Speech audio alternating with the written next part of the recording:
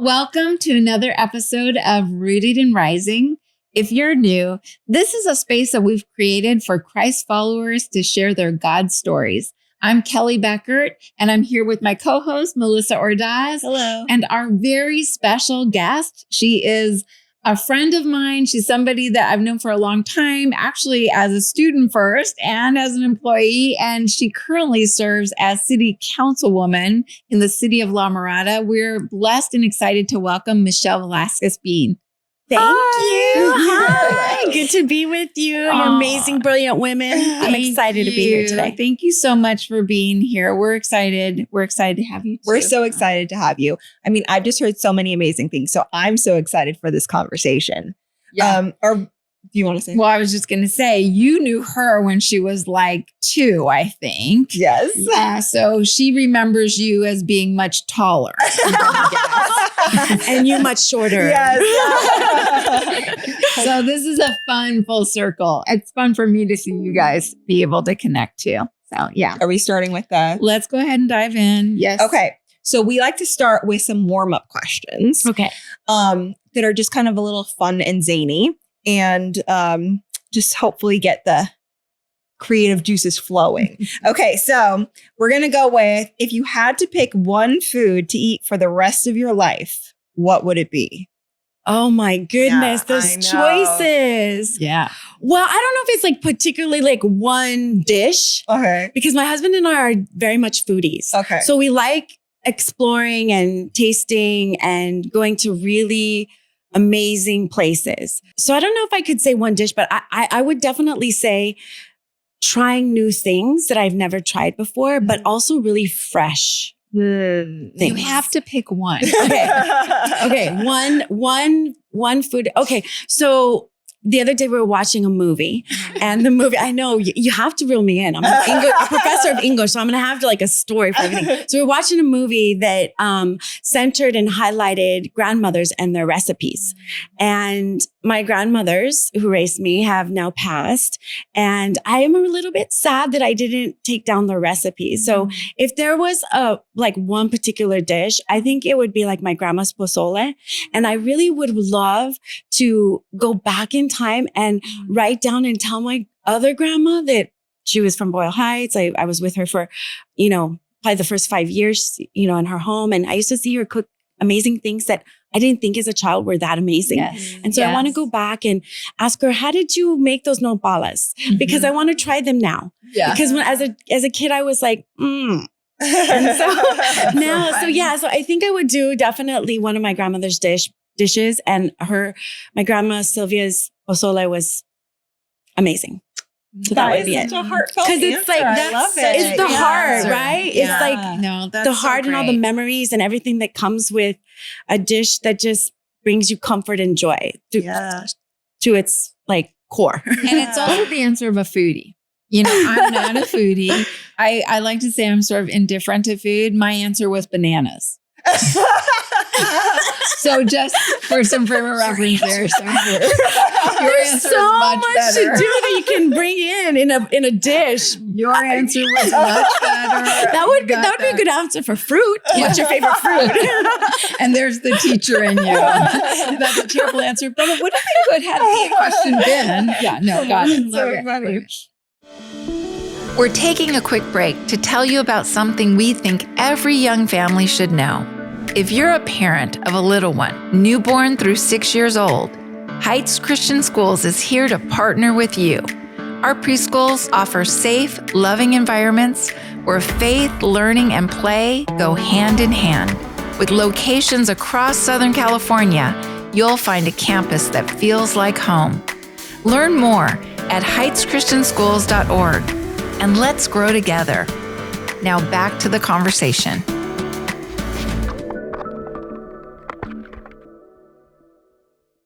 Well, maybe this is a good time to play our game now that we're in a work as a team kind of mode. Okay, we'll take a break for a generation gap.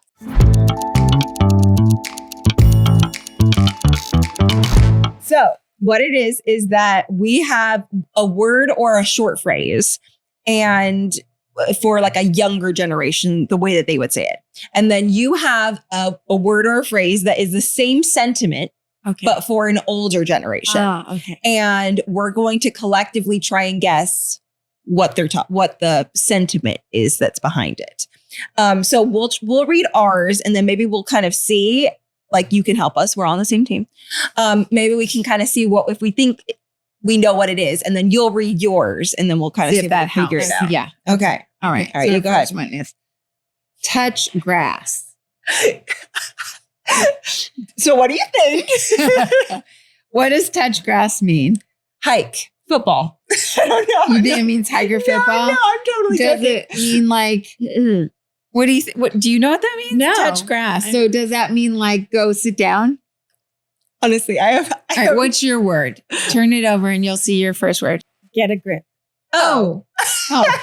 Yeah, so that makes it easy. So I have no idea. So touch grass, get a grip is what they were telling you all those years. Calm down. Like grounded. Like, be yeah, grounded. be grounded. Be grounded. So Okay. like when you put your toes in the grass, you're Yes. you're Be hearing and feeling English the nature. teacher. Yeah. Yes. Yeah. Well, there you go. know what? When you were explaining, you want to know the English teacher, like these like aphorisms and epithets. These Yes. are like little Thank colloquial you. sayings. Yes. So we got the first one. Let's see All if right, we can here's get the it. second Don't look one at the is- second one yet. All right. Let him cook. I love you reading these. These are good. Let him cook. Like let him marinate in it. Let him sit in it. Or Okay. let him get some heat from Think it. about it. Yeah.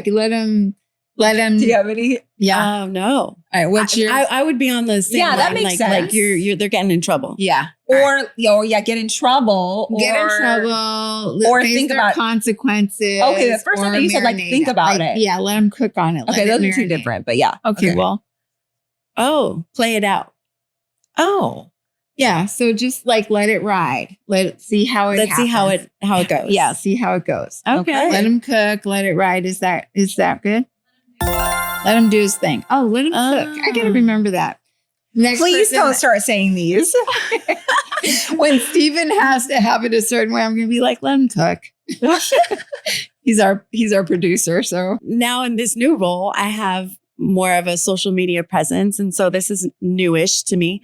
And the students, I said, oh gosh, I feel for y'all because now I'm checking it and then in like 2 hours pass. And they're like, oh, Mrs. Bean, you're doom scrolling. you're doom scrolling. And then they'll use same level of diction, same. So I'm like, what is doom scrolling? Explain. Yeah. Give me definition. Well, like brain rot. Okay, that's not helpful. Like same, like explain. So yes, I think I'm understanding that it's like when you're there for hours and hours. Yeah. and, Yes. and it's That's you're just there interesting. for Yeah, hours and that's hours, so and funny. it's like Yeah. getting in your head. Yes. Yeah. Yeah. Waste of time. So it You sounds heard like- of this before? Brain Well, rot. doom scrolling. Doom Yeah. scroll. Yeah. Okay. But it sounds like you play a version of this game often when you're teaching. Sometimes. Right. But I think they taught me a little bit like you're taunting your mom right here. Like they're saying, wait, same as me. No, not like that. Yeah. Thank you for filling me. Yeah. I don't know what they mean either, so All I right, really yeah. am not one to talk. All right. So the third one is slaps. Insult. Oh, that. No. Well, yeah. Or slaps. High five. I'm such an old soul. I've heard these things, so I'm like, oh yeah, but like I don't actually. What know does it is. slaps mean? Well, to me, That that has like a slaps, sort of a positive connotation. Like it must be like rocking. Like yeah, it's like that's what I think See, too. I would think But a I don't know. slap was an insult or a negative connotation. Will you keep slapping right? yourself Well, when yeah. yeah, but, that would be. like if you slap someone, that's negative. Well, let's see what hers is. What's your word say? it's dynamite. Yeah. It's like a. Yeah, so this is like Or like in our era, it would have been like, oh, that's bad. That's like, like Michael Yeah. Jackson type bad. your the my good era kind would have of been groovy. Oh, no, oh, not really. That's not really my did. era. You did. That's not really right. You're the same age though, right? I knew people. All right. NPC. Oh, I don't like letters. NPC. Said the teacher. Yeah. NPC. Not particularly cool. If that's it, wow. Yeah, So is that's this not one it. of those like, BRB, be right back kind of like acronyms? Is that, really? Maybe. I don't know. Have you heard this one? Yes, but I don't know. In writing, though, or in speech? I think I've heard it in speech, but I could be Although wrong. I have just recently had someone say to me out loud BTW. And I was like, for sure. that's really like for in writing, by the way. But I've always only seen it in writing. Like I've never had a human say to me, BTW, don't forget, da, da, da, da.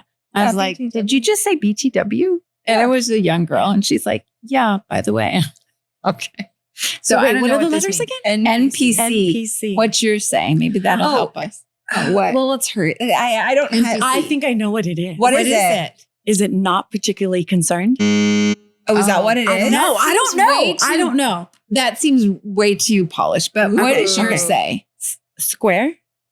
Like NPC being a nerd? is like a nerd? NPC is not politically correct. What is it? technically not a non-player. Yeah, I was gonna. That's where I heard it. It's a gaming No, it's a game. That's what I was gonna say. I've literally, you know where I have it from? It's from the movie Free Guy. Have you guys seen the movie Free Guy? Never mind. They use the NPCs anyway. Okay, so they're like a like a wallflower. Don't stand out there. A non. What is the word though? What did you say it was? Player character. Non-player character. It's the so it's like the background characters that you can't, like a gamer can't play that character. It's the other characters in it. Okay, Do you know what I'm saying? This seems sad. So we call people NPCs. I don't know. Like we describe people as NPCs. I know. See, we are teachers. Like we want it in context. Give us the sentence you would use. But square meaning like uncool. See, square to me means uncool. Like, so is that NPC means you're not an important person? Well, I don't know, because to me, square doesn't mean that you're not important. Square just means like you're nerdy. You're uncool and unimportant. And often, can I just say, squares are described as a square by people that are less circles. You don't. I don't want to say. Yeah, but exactly, right? So it's like, it's the party people that would call someone else a square, and the square would typically be an intelligent person, like just a, you know. Why do I feel like you've been on the receiving end? It's the intelligent, responsible person who's at home, ready to go to work the next day. They're perfectly lovely, by the way. I don't think people have described me as a square, but I do appreciate the sympathy. Okay. My fifth word is on God. No, I'm afraid of this one. Okay. On God. Like I promise. Okay. I would like that. Like swearing. Like, kind of like I swear. I swear. Like, I don't know. I have no idea. All right. What's your say? Cross my heart. Yes. Yeah. Okay. So it's like our generation was like, I swear. Yeah. What did we used to say on the Bible? The Kardashians still say Bible. Well, I'm like, good to know. Not exactly what I was trying for. Anyway. You're putting your hand like on a Bible. I know, but there used to be something that I felt like we used to say when you guys were growing up, but I can't remember what it was. It was something about the Bible, but it wasn't Bible.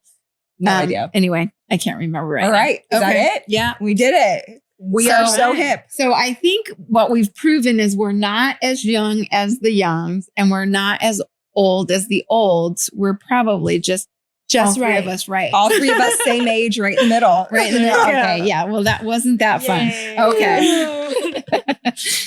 Okay. So we're going to kind of transition into our rooted and rising questions that are more, hopefully a little more deep. So let's get started talking about your roots. Where did you grow up, and how did that shape your view of God? So a little bit of everywhere. So SoCal girl, born and raised. So I grew up, like I said earlier, Boyle Heights, East LA, Monterey Park with my both grandmas going back and forth. My parents were very young. And so because of that, we moved around a lot. So I've, lived in everywhere from Montebello to Baldwin Park to Covina to West Covina, like everywhere. Yeah. And La Mirada. La Mirada, I have some really deep roots in La Mirada. My grandfather bought his home in 1955. And right after the Korean War came and bought, and it went really, speaking of roots and trees and flourishing and family trees, that gave stability for my family. And he lived in that house till he passed a couple years ago. Wow. So I remember as a little girl going to his home, to my grandma and grandpa's home in La Mirada, and that was stability. So because we moved around a lot, as a young family, the summers that I cheered and danced and spent with my cousins and my aunts and uncles and my grandparents there in La Mirada really did two things: deep roots, but changed the trajectory of our family tree, because it was a suburb that was in my little girl mind fancy, right? Yes. And it had such great memories. So to go back to the question of how did that shape me, I think that growing up a little bit of everywhere gave me like that scripture to be all things to all people. So I understand and I connect and I try my best to do that with everybody that comes into my classroom, that everybody comes into the city. We serve, right? As Christians, that's really part of that calling that we have, is to serve and give love out. And with that, that's how I bring myself and God's purpose through me to every role that I do, whether that's in front of the students in the front of the classroom, or whether that's, on the platform, on the dais, serving for the residents of La Mirada. So I know that's like a long answer to get to like a little bit of everywhere, with a lot of everything, to serve everyone. Yeah. Well, and how special too now for you to be serving as councilwoman for La Mirada when it has such kind of a deep place in your personal life and story. That's so amazing. That's so great. And it's pretty cool too. Speaking of trees, so La Mirada is known for their olive trees. So at one point, La Mirada was the largest producer of olive oil in the area. And so we had a lot of olive, groves. Now there's only one little part by Biola of a little grove. But the olive tree is so significant. And my grandfather, some of the houses still have olive trees. And so my grandfather's home had an olive tree where my cousin and I asked my mom the other day, give me some pictures of me as a child in front of the La Mirada house. And that tree is still there. Oh, wow. That's awesome. amazing. Yeah. That's so trees. special. Now that you're asking, Melissa, that trees have a significance in our family tree. I love that. That's so special. Well, before I ask the next question, I want to just interject. I didn't really talk about when I introduced you that you've been teaching for more than 25 years and you reference your students a lot. So I just want to point out that you are still currently a professor of English, a tenured professor of English at Rio Hondo College, right? Yes. More than 20 years you've been there? Just a little over 25 years teaching total. I started at my first teaching position was at Calvary Chapel in Downey, where you were my teacher, and then became my mentor and colleague when I returned there to start teaching. And then I spent a little bit of time in the K-12 system at a public school in Whittier High School. And then went over to Rio Hondo full time. And so I've been at Rio Hondo for about 15 years. That's awesome. Yeah. So as you're talking about your student, I just want to give some context there. Our next question is, when did you decide to dedicate your life to Christ? Okay. So here we go. Here's the story. So because we moved around a lot, I went to school in East LA, and I'm just going to be frank, I was bullied. And so I, as a little girl, second, third grade, maybe-ish, I said to my parents,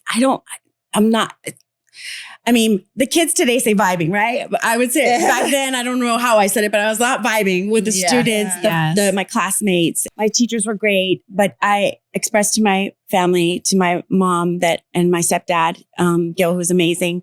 And I ended up, they put my sister and I at a private school, a religious school in the area. And again, it gave some stability because we moved around a lot. So having that private school experience was great.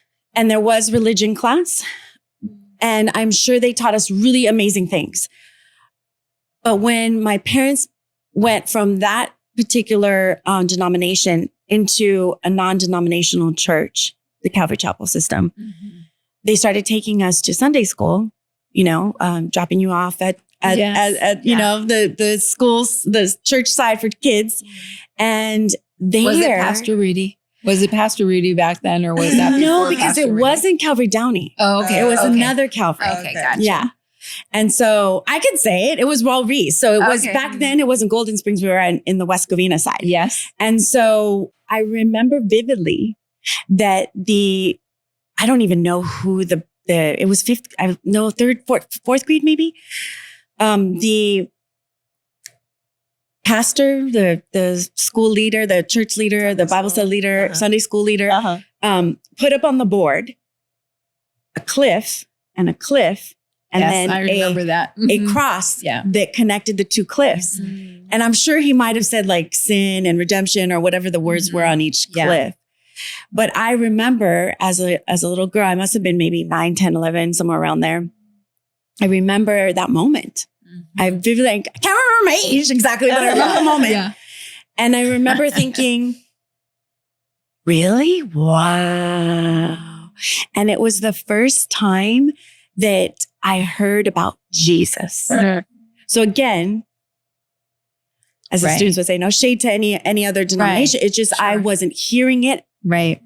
I was hearing it, but not hearing it. Right. And in the moment with that visual, I said, okay, I want that. Yeah. And I went back to that private school like the next week and wanted to share everything that I learned about Jesus with all my little 4th grade, 5th grade colleagues, peers.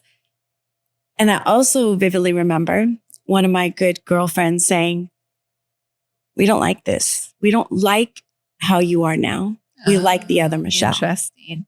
Even that young. Even that young. Because all I wanted to do was talk about Jesus and like all of the cool things that it made me feel loved, and what I was hearing about salvation. Yeah.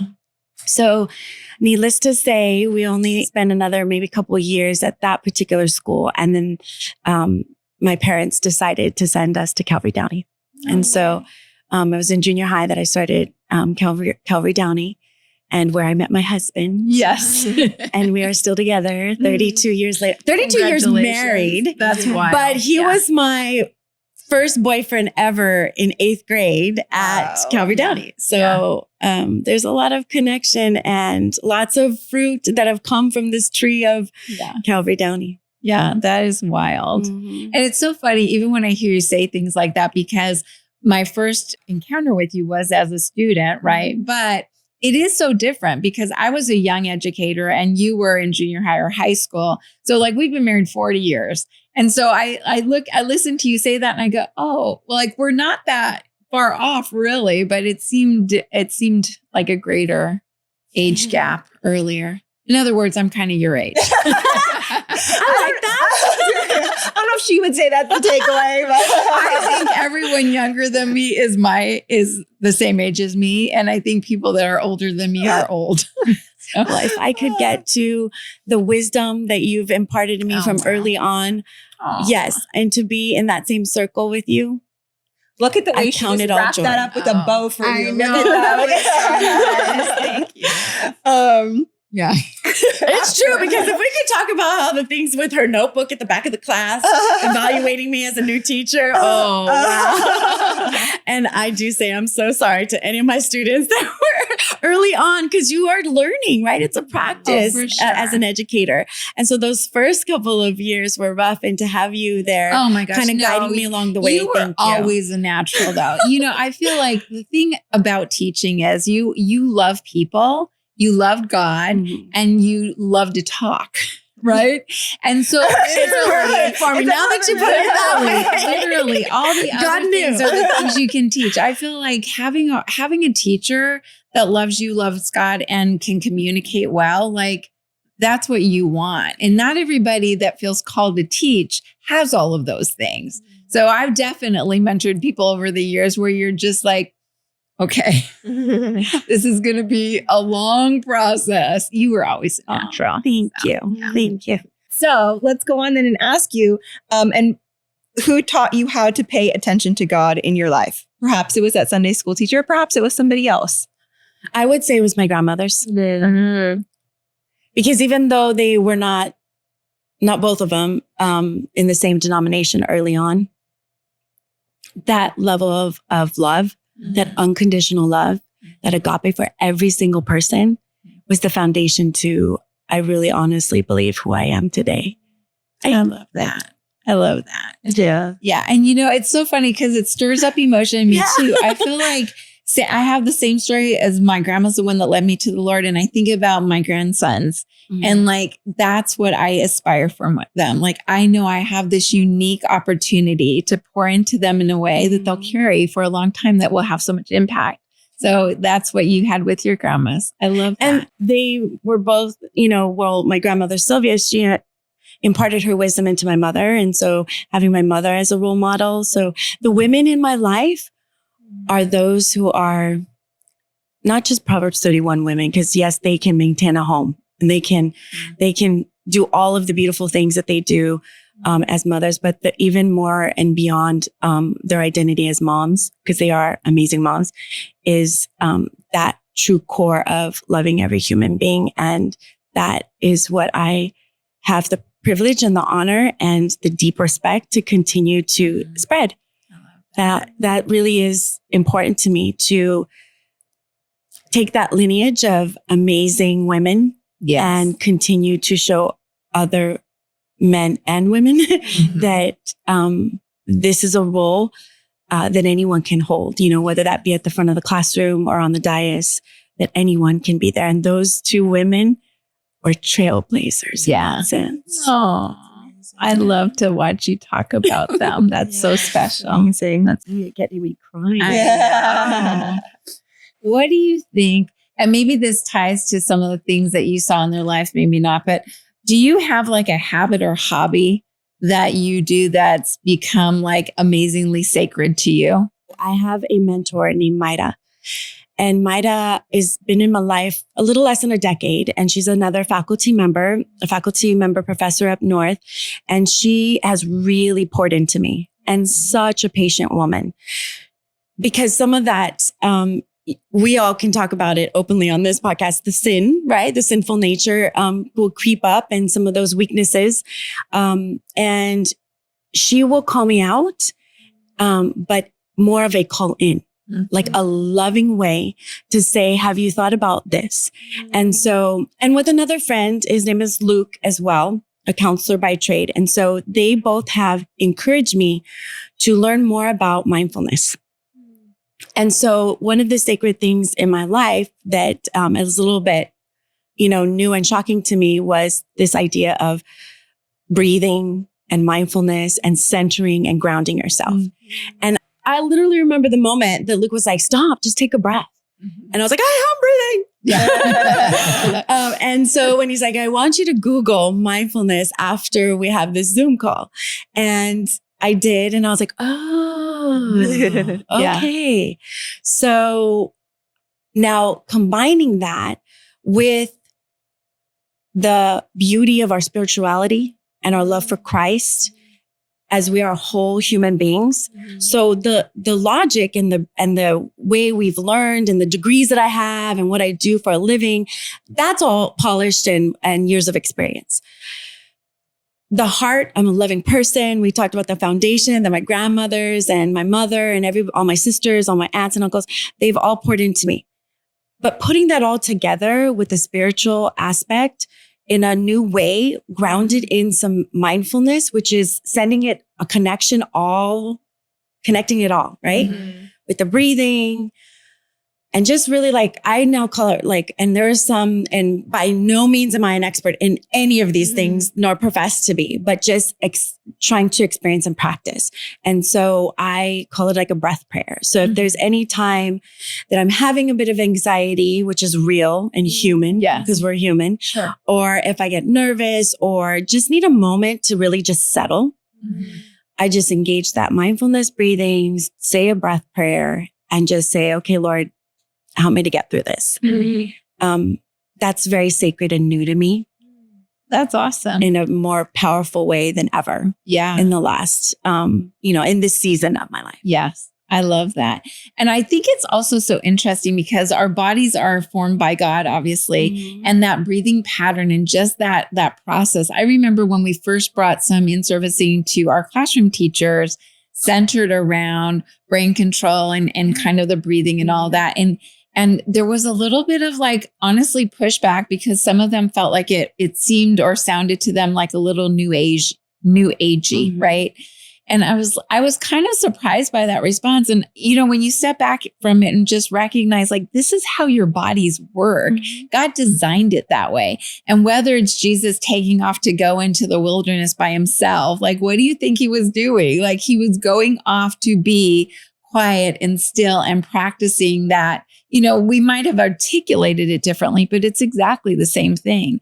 So whatever you need in those moments to recenter and to remember that you're not in control, that you're not responsible for the outcomes, that, whatever it is, or to face the things that cause that fear in us in the moment. I mean, I know that's for me a big thing. It's just like recognizing I'm not responsible for the outcome. I'm called to do the next right thing. So just keep stepping up, keep showing up, and don't let the fear of I'm showing up, I'm stepping up, but I'm not sure, right? Don't let that be the thing that paralyzes me and keeps me from following God.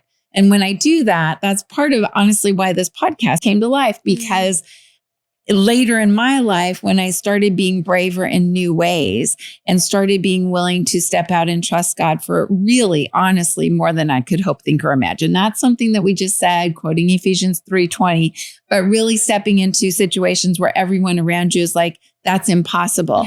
And it's like, sure, but God can do this, right? And God's called me to take the next step. And when you do that, you certainly find that you see God better, but you have a lot more moments where you just need to recenter, remember, refocus. So and I love that. I love that. Well, yeah. And to both your guys' point, it is something that we all need and we kind of need daily. And so how amazing for, like you're saying, for that to be a daily reminder and, sometimes by the minute, depending on the situation, right? To just continue to bring you back to God. Like that's what hopefully everything in our life should do. And to have something like breathing or pausing to be that thing, I think is so amazing and beautiful. So, and there's lots of brain science on it too. Yes, Right. So, and you're right. Yeah. We are created by God, and just having that time in that solitude. There's so many scriptures when Jesus in the New Testament was going off alone to pray. Absolutely. So that my mentor, Mirada, and my good friend, Luke, encouraged me to practice a little bit more. And it's a practice. Yeah. It's a practice. For sure. And so doing that is I encourage everybody to, whatever that looks like for you, to really find something that works for you. Because there's also times where I have to pause and do, like I have a daily habit. Most of the days, there's times where I get really busy and a bit overbooked, but most of the days, what I learned in being in the roles of, the last few years at leadership roles, is that I have to stop and just really, not just in a moment, but actually practice a self-care, not commercialized self-care. Yes. And there's nothing wrong with a good mani-pedi occasionally, but to really just do a daily habit of stopping for a few minutes. And so what I do, so I'd like to share this, but there's all kinds of different things. I literally will get tea. So some herbal tea, because there's that like sort of aromatherapy that helps me. And then even if it's like 104 outside, I do tea. Why? Because I have to stop and sip it. And to sip it, to drink the cup of tea, the small cup of tea, at least like 5-6 minutes to drink my tea. Yeah.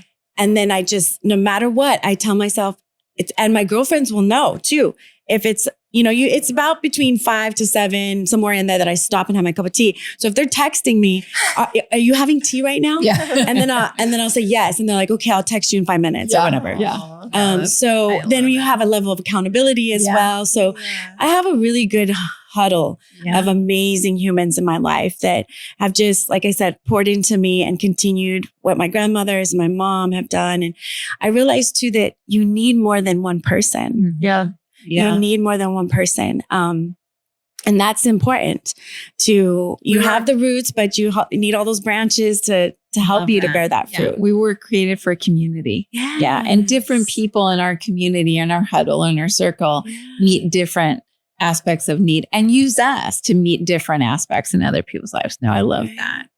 What would you say is like one of the things that it's taken you the longest to take root in your faith? Well, you heard one of the stories, right? Where they're like, just settle, Michelle. I'm sure I don't know if they actually said the word calm, but I might have like, maybe You heard that. maybe heard that. I realized recently that the perfectionism that I was holding on to was, we talked about growth, and, I thought I was, not averse to taking risks, right? That I was willing to like always take risks. But I realized that in the workplace, in what I do as an educator, I'll definitely always go out and put myself on the line for my students to make sure that the classroom's a safe place for everybody. I wasn't doing that for myself. Mm-hmm. So I was really hard on myself.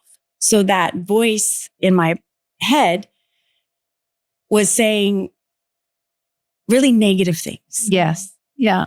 And so I had to, Mirada, my mentor, help me. And then I think it was on a podcast. I can't remember exactly where, maybe one of these, little shows or something that said, name your voice, name it.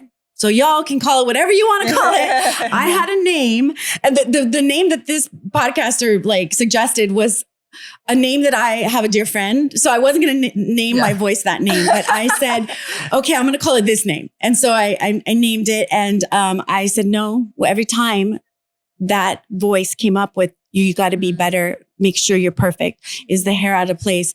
Are you saying the right thing? When I stopped trying to make sure that I was okay and telling myself, like when that voice kind of creeps up, I say, no. Yeah. Be quiet. Yes. To that voice. So I call it its name and say, be quiet.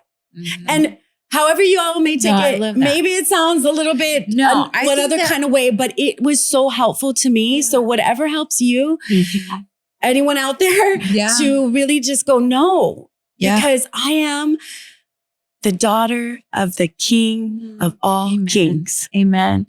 And I honestly think that, I don't know if I could say everyone, but the majority of people that would call themselves a perfectionist, which is different than wanting to do your best and take it to the fullest of your potential, right? Mm-hmm. But the perfectionists are the people, and I know that because I'm a perfectionist as well, and I struggle with the same things. You have that voice in your head that somewhere along the line, it defines you. And so it's a reflection of you, and you're always going to be hard because we're never going to be perfect in our own strength. And so it literally is that thing that can be a lifelong wrestle for lots of people. And to name it, I love that. To name it and to call it out and to stand against it and to recognize that it is the tool of the enemy that keeps us from true greatness, which is measured differently than the world measures it. But it's that ability to follow God and believe him for more than you can possibly do. You don't get there by trying to be perfect, and you don't get there by pausing until you can be perfect. It really is that recognizing that those voices are not right. I lean into what God says. I operate from a position of victory because he's already won, and I am his child, and he's with me. He's before me. All those things. I love, love, love that. Amen. So our next question is, what's something you've unlearned in your faith and what has replaced it? Unlearned in my faith. Well, we kind of we talked about it a little bit ago about being a perfectionist and unlearning the negative self-talk. What about, is there anything that you used to be believed to be true about God that you've unlearned? Not about God, but about humans. Yeah. In maybe God spaces. Mm-hmm. I think it's hard to have an honest conversation with any Christian that's been a Christian for any period of time who hasn't been disappointed at some level by some aspect of Christians or the church or some combination, thereof. Yeah, but it's really ultimately a testament to the goodness of God, right? Because that in the face of fallen humans, even in a space where we're, hoping to reflect Christ, God's goodness shines through so much that we're still drawn to the character of God, right? We're able to remember that people are broken everywhere, especially in a church. And to your point, right? You've always been able to see that about God, that God is that good thing. So, yeah. Even early on, and when I, was a little girl in another denomination, I remember always seeking God, not necessarily any particular tenets or parts of religion or the institution itself. And I wouldn't necessarily say unlearning anything, but maybe a level of depth to the relationship that I have with Christ and with God, and really getting to a place where I can love everyone that way. Yes. No matter whom they are, no matter their background, their lived experience. That's truly where I see God wants me to be, is to love everyone. It doesn't matter what side of the aisle they are. It doesn't matter what church they go to. It doesn't matter where they were born. Every single human is God's creation. And so really going deeper in that agape and loving everybody is where I needed to first heal me and to ground myself and to get to the level where I wasn't seeking validation from humans anymore. Yes. But knowing that God has always, I know this, I knew he always had his providential hand guiding my life. But I needed to know. Yeah. No, I love that. And I think, I can't speak for you, but you talk about being a perfectionist. And I do think that part of that evolution is in the same way that we strive for perfection because we want the approval of everyone. I know for me, there was certainly an epiphany that God already knows I'm not perfect and that I can be my real self with him. And there's freedom in that, where you don't have to feel like, in order for me to represent God well, I've got to always be this polished, strong, perfect something, because I feel like, especially when you're in a role where you're always caring for other people, you start to believe that God relies on me to present a certain way in order to honor him and not diminish him to other people. And that reality that that's not actually true. God doesn't need me. God graciously invites me into these opportunities.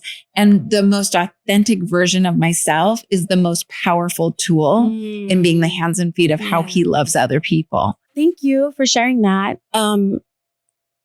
Part of the journey is I needed at this point in my life to realize that I did the best I could with what I had. And I also have realized that as a woman of color, there's so much more that comes at us that I've always felt like, and there's data, you could find data and testimonies of this, that we have to work twice as hard to get half the way. And it's women in many areas as well. But there's this layers of things that come at us. And so I'm really proud that the Lord has put me on the path. And like I said earlier, I take that really seriously, to be able to not just open doors. Like I'm the first Latina woman to sit on the dais for the city of La Mirada. And I'm really proud of that because of all those women we talked about earlier that paved the way, that sacrificed so much. My grandmother, the one from Boyle Heights, would cook and clean for others and then come home and cook and clean for us. Right. My other grandmother was, in education, but, she was serving and a secretary for a school district. And then she'd come home and help us with our homework. So there was these women that just really pounded it, as the students would say, and really got at it. And so that kind of go, that hustle, that's exhausting. And there is a cost to that. And when you put that layered with that perfectionism and all of the things coming at you from all of the things you can imagine, all those little kind of cuts that come at you as being a woman, being a person of color in spaces that aren't necessarily made to make you feel comfortable, with no judgment. Yeah. Right. But that's just the reality of my perspective and point of view. And so that struggle, that's been hard. And so finding this time and finding the people in my life to helped me to shift that and to say, I got to take care of me in order to take care of, it's that idea of, right? We hear that all the time when you're in a plane and if the plane's, unfortunately, something's happening and the oxygen masks come down, you put yours on first. We all have heard that. Yeah. But how much as a mom, as a teacher, we give and forget to do that. Mm-hmm. And that encompasses, like we've been talking about, taking really good care of yourself physically, spiritually, mentally, emotionally. And so, now I even forgot your question, but I felt like it was really important to note that because it's not easy, and some of those things that come with the unlearning, yes, it's necessary to learn what happened and don't judge it, but just go forward. Yeah, it's kind of like I think of like when you're an athlete, a runner, stretching, whatever it is, in order to with growth, because the potter is very, very faithful and he's going to continue to mold and shape you. But there's some pain that comes with that. If you willingly put yourself there, if you pick up the heavier weights, you're going to see results. If you run the further distance, if you get that PR, that personal record, there's going to be growth. Yes. Yeah. But pain comes along with it. Yeah. And so now I'm in this chapter of my life, this season. I think some physical stuff has to do with it as well. As I'm in this and I'm going to normalize talking about menopause and I'm in that chapter of my life. Not that I don't care anymore. It's just a just level of like embracing that I am a flawed human being and I make mistakes. And that's what makes me a beautifully souled human. Yeah. No, I love that. That's so well said. Yeah. What is something small, ordinary, or mundane that recently reminded you of who God is? Okay. My dogs. Oh, I love this. Because how many do you have? So there's 2. Okay.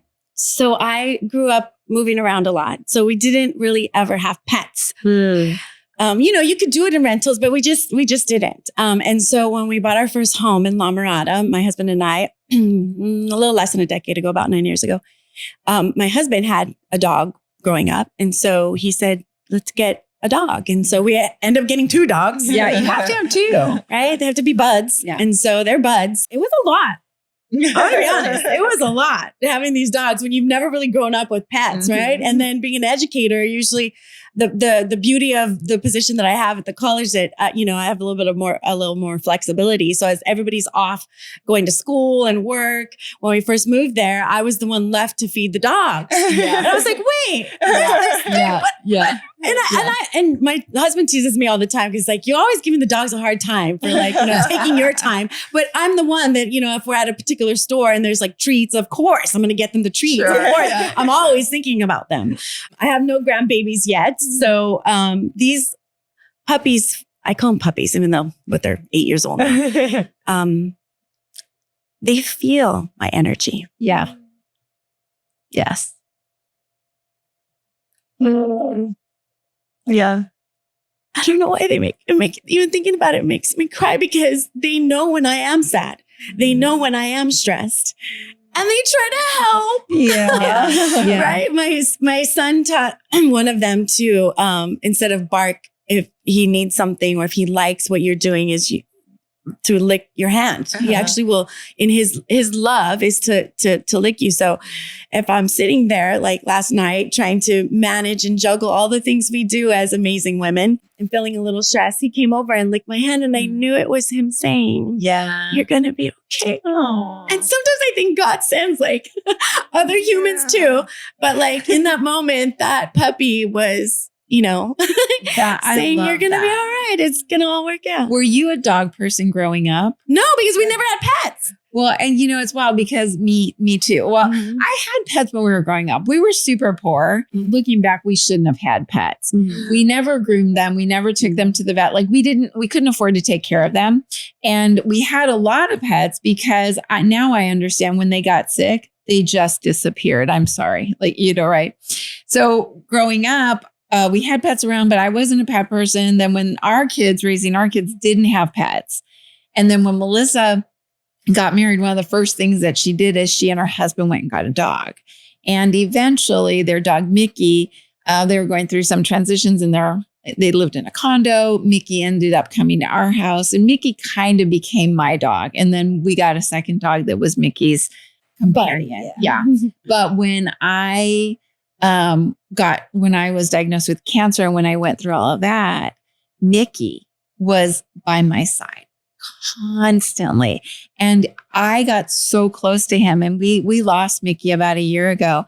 And it was crazy to me because before that I didn't understand it. And I would also sort of look at dog people and think, it's a dog. Right. And then you have these experiences where you do have these incredible connections that I do see how that is like a way that we can see God's comfort, his presence. And I love that because that was definitely my Mickey. And even with centering my needs, I was feeding the dog before me. And so I love getting help and seeking experts. So I have a therapist. And so the therapist was like, well, what'll happen if you eat and take care of you first and the dog second? And I was geez, Louise, ask me the question, right? That's meant rhetorically. So you could actually think about it. I was like, okay. So even in that, these little beings in my home were teaching me to take good care of me so I could take care of them. I love that. That's a great picture. I have a kind of important follow-up question. Okay. Do you throw your dog's birthday parties? Because someone here does. I love that for you. Thank you. That is such a sweet response. And in fairness, I was diagnosed with cancer in 2019, and I threw my first dog birthday party in 2020. So it was post? It was post. It was it was part of the recognition that they are indeed part of this family part of that journey and your worthy healing of journey. Celebration. Yeah. And to this day, her actual children are shamed if we forget to call on the dog's birthday. How hard is it? You've got technology. She's like, you completely forgot. It was their birthday. We had the cake. We had the hats. You weren't here. She's making me sound crazy. I'm really not, but yeah. Well, I'll share, since you shared one with me, I'll share one with you. They're not I am in the home and I take really good care of my dogs, but I am not their mom. So no birthday parties. No, I don't call me my dog's name, the vet or you, or say, and you refer to me as so-and-so, are you puppy's mom? Yeah. No, I first and reared human beings. Oh yeah. I'm there. Yeah. I have love for them. I have. Yeah. I think I won't. That might be the English teacher in you. Is it? Is it? Yeah, it's kind of semantics. Yeah. I know what they mean. Yeah, I'm the person. Yeah, that's so I gonna won't pay correct the bill. anyone. I'm the one who's taking care of them. They live with me, and I'm going to pay the bill. Yes, I'm Nikki's mom. But a birthday party, no. But we do remember their birthdays. My husband does. My husband remembers their birthdays. And dates matter to me, though. I'm a date person. Yeah, you are. And that's your love language. And a party person. You like a good party, so it makes sense. There you go. There you go. Yeah. Okay. Do we have another Moving on. Okay. Well, this is good. So it's music, excluding worship music. If you had to pick a song to sum up what God is currently teaching you, which song would it be? If it wasn't if it was a non-worship song. Yes. Right. Because the one even on the right here was Battle Belongs. But a non-worship song that comes to my mind is, do you know Christina Aguilera? Yeah. Fighter. Okay. Yeah. Yeah. Because there's so many things I was sharing with you earlier that have been that thrown at me and all God's providential hand and guidance. Yeah. To make me stronger, that much stronger, to continue to fight. Yeah. And not just fight, but to rise up. And that is what I am so proud to do, to continue the legacy of those amazing women. Yeah. The amazing women that came before me, that are my blood and not, that pour into me. All of the people that have come at me, they make me that much stronger. For sure. No, I love it. That's great. I have loved talking to you. We've talked a lot about being rooted, and you clearly have strong roots. We'll talk just for a minute about rising in our faith.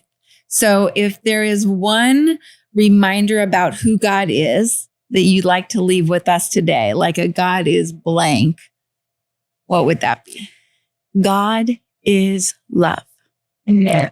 All the other questions can be answered with that phrase. God is love. Every single action, thought, and thing that we are should be love. I love And if you share and spread love and light, doesn't matter what they say about you, because you know it's about God, because He is love. God is love. Love it. Love you. Love that we got to spend this time with you. Yeah, everybody. Thank you so much for being here. Thank you for the work that you're doing in the city of La Mirada. Thank you for all of the meaningful memories I have with you and the impact that I have felt from you from the very beginning, like literally. So I was so thrilled to see you when we reconnected recently. I was so thrilled to see you. And I'll just share that. And I've told Melissa this, but I saw you. We were at an event and I was pretty sure it was you. And then I looked and I saw your name and I was like, oh, it is you. And I hadn't seen you for a few decades, literally. And so I was, I'm a very shy person. People don't really know that about me, but I'm actually a very shy person. So I was psyching myself up like afterwards, I'm going to go up because I had no idea if you would remember me. And then you got up to go to the ladies' room, but I thought you were leaving. So I get up and I follow you out. And so she's walking out through the lobby and I'm behind her and I'm like, Michelle. And she turns around and looks at me and I'm very prepared to tell you who I am. But you know what I noticed about your mom first was her voice. Before I even saw her face, I heard her I'm voice. sorry. I know. Wow. And I knew immediately before I saw her face who it was. Yeah. Aww. But you remembered me and I was so like humbled and so blessed. And so I was just so happy. And every conversation that we've had since then has been, I'm just so proud of you. I'm proud of the woman that you've grown into and the work that you've done and just so happy that you got to be here today. So thank you for again being part of the journey. Thank Because you. early on, from junior high all the way through, as my teacher, my mentor, teacher, and colleague, and now serving our community together. And you know, Thank when you talk about God is love, I think my final thought is that part of living life in a way that you can be proud of is that you never know who's watching you. You never know the impact. And I think for most of us, we don't have those full circle moments a lot. So you don't have this opportunity for someone to come back and say how you managed yourself had this positive impact on me. Thank you. But it's true for everybody. Your life matters. Your words matter. Your interactions matter. You never know what people are going through or what they're feeling or what they're sensing. And you never know how God is going to use you to be a fingerprint, but you're going to have an impact and you get to choose. Is it going to be something that's positive or is it going to be something that later on you go, yeah, that wasn't the best version of me. Like I could have done differently. And so, yeah, I thank you. Thank you for the conversation today. It's been so good. Thank you for joining us for another episode. And as we say goodbye, we want to encourage you to stay rooted and rising. Do you have a funny kid in your life? Do you have a funny story that you'd like to share with us? If so, send it to the Rooted and Rising podcast and look forward to hearing it on a future episode.